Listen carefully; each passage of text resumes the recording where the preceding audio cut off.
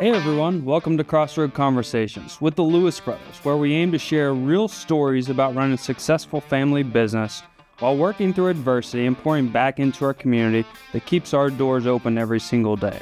We're your hosts, Shelby, Matt, and Taylor, and we'll be bringing you real, relevant local business advice, maybe some automotive insights that are sure to change the way you look at running a business or buying a car, and maybe even throw in a plug for you to do business with us here locally. Welcome back to Crossroad Conversations podcast with the Lewis brothers. We're your hosts, Shelby Taylor. We've lost Matt somewhere, but he'll join us here after a while, maybe. I don't know. This week, we're talking about the leadership audit. What you're tolerating is what you're teaching. It's so funny this came across because I was talking about this the other day of you allow kind of to create your culture and the things around you and kind of what you'll tolerate, what you allow to accept. And so I love this comes across. So we're going to do a little bit different, breaking down just leadership audit, the comfortable or uncomfortable truth in that what you tolerate becomes your new standard. And it's not about being harsh, it's about being clear. And if I've said that once, I've said it maybe not enough times, but it's not that because you're the a-hole that says, hey, this, and this. It's because you're being very clear of expectations. Yes. And if it keeps happening, it becomes your culture. It's not this one-off and this one-off and this one-off. So we'll fully break that down, how tolerance sets a tone, and leaders don't just create culture, they approve or allow a new culture to happen every single day. Absolutely. Hey, and checking back to last week, episode 75, we really talked about our immersive diving into the NADA conference, everything automotive, tools, systems-wise. The big topic was AI, and AI won't fix your business. Won't fix your business, so a great episode to go back in and see about how we really broke that down of how important it is to attend those, but then how to be shielded a little bit from all the new and shiny. So that was really good there. Hey, always check us out online at lewissuperstore.com and crossroadsconversationpodcast.com for all of our episodes up to 76 now with this current one. And hey, what's in the garage, I love the Escape. It's got all of the options. And why I love it, because it makes the most sense of a first-time driver, of someone that doesn't have all the kids, of somebody that's needing a budget-friendly car, of somebody that loves all the frills because you can get up to that, but then not a huge vehicle. And it's also got an option to be a plug-in hybrid up to 100 mpge, so you could go up to 25 miles per charge, all starting at only $25,000. So we have a lot of those in stock, ready to go. That is your quick plug for what's in the garage. Good price point, good car, good features, good options. That's a good option for the day. All right, so let's dive into it. What are we tolerating right now? We're talking about today. We're talking about live. We're talking about what's going on. So why do small things feel so hard to address? Because you let them go on too long. Right? So it starts as a small thing, being a little bit late or not exactly checking all the boxes or not giving everybody the proper delivery or not walking out and greeting people every single time. It starts as a little thing. And you don't address those because it's like, oh, I don't want to be nitpicky. I don't want to micromanage. Yep. Oh, I don't. So I should rephrase that. It's not that you let it go on too long. That is the snowball effect. But from the get-go is, hey, I don't want to be nitpicky and I don't want to micromanage this person. And I think that's right, because that's the feeling of treating others how you would want to be treated. But you flip it on the other side a little bit, and I think if you can help and understand how to address the little things, Yep. to have proper expectations, to not just completely lose out on your goals and your expectations, instead of saying, hey, you're late again, or hey, why didn't you greet that customer here? Hey, why didn't you offer them a car wash, or whatever it may be? Just all these little simple things. Mm-hmm. It's asking a question. And so often you can ask a question. So if you can help a person understand of how you address those things, instead of like, oh my gosh, will you get off my back? Yeah. Like, I just got here and you're already tomahawking me. Mm-hmm. Well, it's like, well, I just listened to this podcast, or I know as a good leader, I need to not fail in those little things. Yep. So how do you do that? And it's asking those questions like, hey, is there something going on that keeps you from being here at X and X? Is there something I can help you with, right? And so you allow that wall to come down a little bit, and you ask a question there to understand, is there a system or a procedure or a policy that's keeping it from being unclear or understanding there? I think that's a big thing of helping people understand that. So you're not feeling like you're nitpicking, just like, golly, just let me do my thing, right? Yes. But if you just let it go, then what does that do? It just becomes a permanent, constant problem. Then even worse, it is not just that person, it bleeds over to the rest of your team. Yeah, and then what that creates is they feel like they're entitled to be X amount Yes. wrong or X amount variable or X amount late, right? Mm-hmm. They feel like they're entitled to it because they've never been reprimanded for it. And Yes. and you thought you're being nice because you're trying not to nitpick them. Mm-hmm. Now they think they're entitled to it. So as soon as your lid blows and you say, look, here's what we're doing, here's when I need you to be here, here's what I expect of you, Yeah.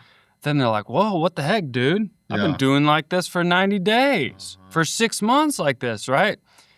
So got to be careful that one thing doesn't lead to a snowball effect of multiple things. Right. So you kind of got to handle those as they go, right? Ask do. questions. Standards don't erode dramatically. No. They erode quietly. Think about the wave that comes in and slowly comes in a little bit further and knocks down some sand or starts taking away at that shore side. It's just a little bit of time. So allowing people to get away with a lower standard, just a little bit at a time, Mm-hmm.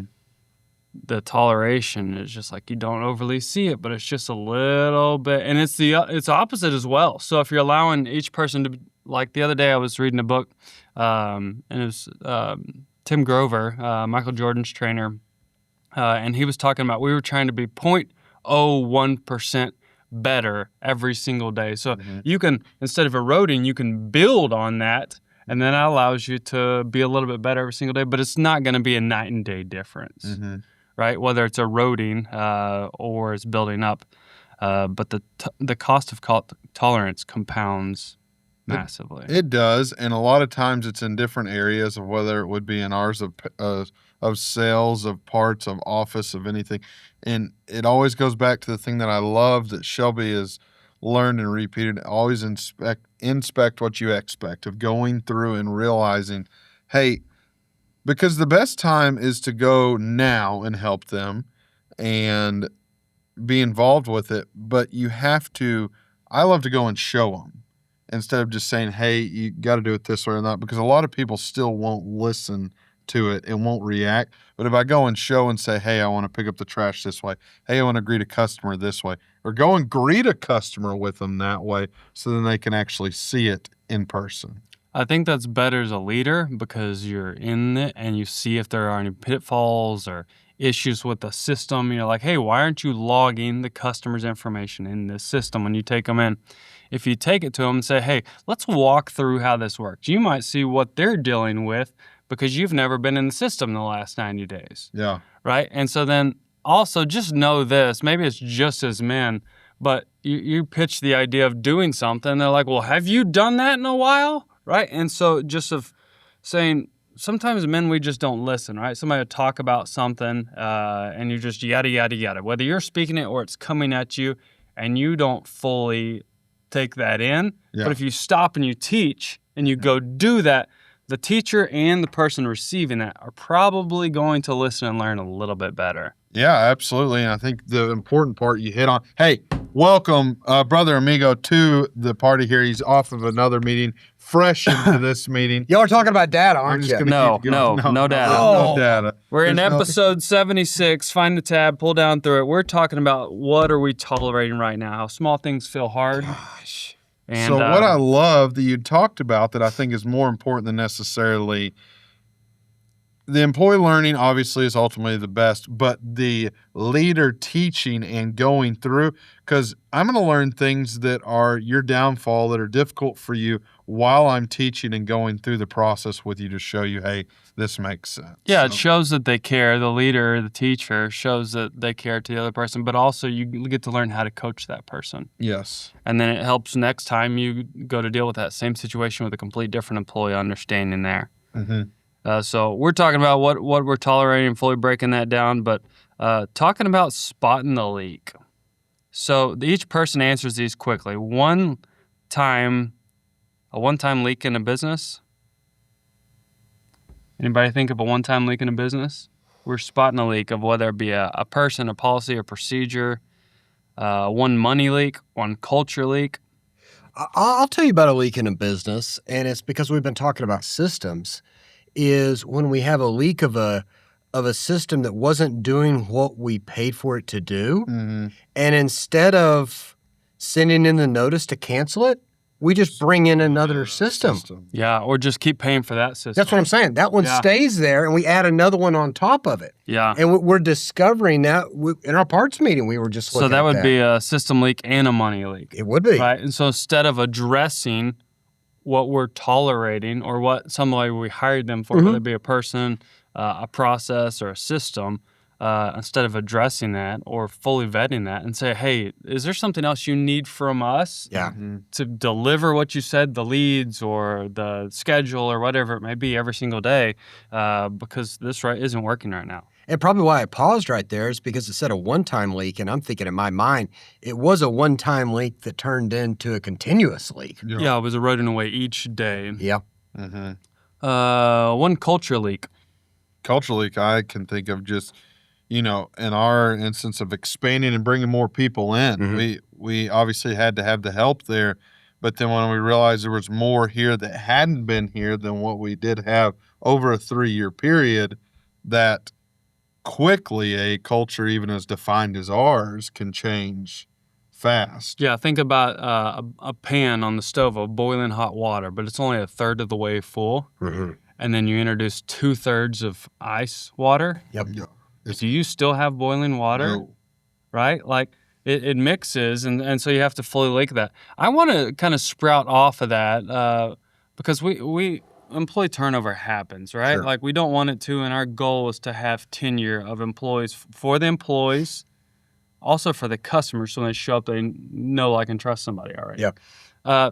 But oftentimes we are reminded of the culture that we work on daily to make sure that people enjoy and love the place that they work. And the same thing for the customer.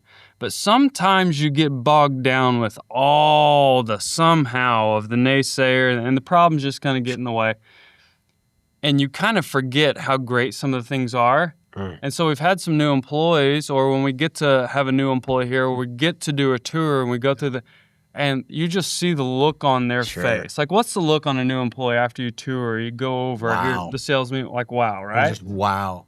Right? I can't believe you have all this. And so it's a reminder of how great the culture is and how great what you've built is. And you just have to, you got to cover yourself with that, right? To be your safety blanket and reinforce that to say, hey, I might have a leak that's leaking into me that's saying what we have isn't that great. I'd say, another thing on a culture leak that you don't want to happen, and it's easy to do, especially if you're growing and you're busy and you're wearing a bunch of hats, is not taking the time to recognize success and accolades within the departments. Yep. So if that culture starts eroding and you got a leak coming out, then all of a sudden what happens? The culture becomes they don't care. They don't ever point out what actually we're doing. Yeah. Hey, if you enjoyed this episode, be sure to give it a like, share it with your friends and family, even visit our website, send us the questions about what you want to know, what you want to hear, tell us about the automotive industry, family business in general. Who do you want to hear from? Send them our way, and we'll do our best to answer any questions you have, but make sure you tune in next time where we bring in another guest and we talk more about the automotive industry and all the great things going on within our business.